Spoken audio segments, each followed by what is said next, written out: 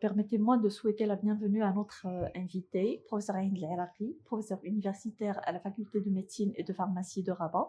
Professeur Hind El-Iraqi, bienvenue sur la station TV de l'As Médian. Alors, pourquoi parler du zona dans un congrès de diabétologie? Merci, Dr Marakchi, et merci à l'As Médian pour son invitation.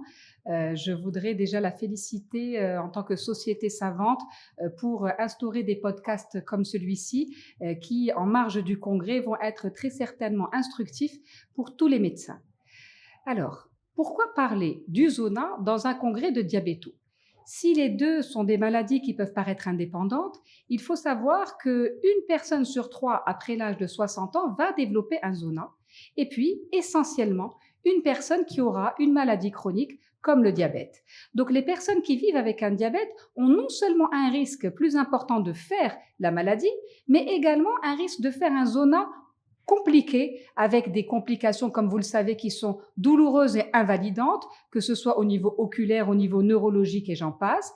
Et puis, ce sont des personnes qui doivent avoir un diabète le mieux contrôlé pour éviter justement d'avoir ces formes très compliquées. Alors, dans notre pratique courante, quels sont les patients chez qui on peut indiquer ce type de vaccin? Très bien, c'est une excellente question. Quel patient va avoir une indication à ce vaccin?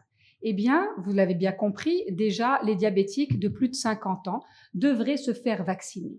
Enfin, toute personne qui va être porteuse d'une maladie chronique, par exemple les personnes asthmatiques ou d'autres maladies chroniques, doivent aussi être vaccinées après 50 ans. Et les sujets âgés de plus de 65 ans, tout à l'heure, je vous ai dit que le risque était très important plus l'âge avance, eh bien, devraient également se faire vacciner, même si elles n'ont pas d'autres pathologies associées. Alors, professeur Hiraki, vous avez bien démontré l'intérêt et l'indication du vaccin du zona. Quelle efficacité a ce vaccin pour nos patients? Merci beaucoup. Aujourd'hui, au Maroc, on a la chance d'avoir un vaccin qui est validé à l'international pour le zona, qui se fait en 2 injections, espacées de 1 à 6 mois. Et grâce à ce vaccin, les personnes qui vivent avec un diabète vont avoir moins de risques de développer le zona, mais également, s'ils développent le zona, d'avoir des zonas moins graves, moins compliqués.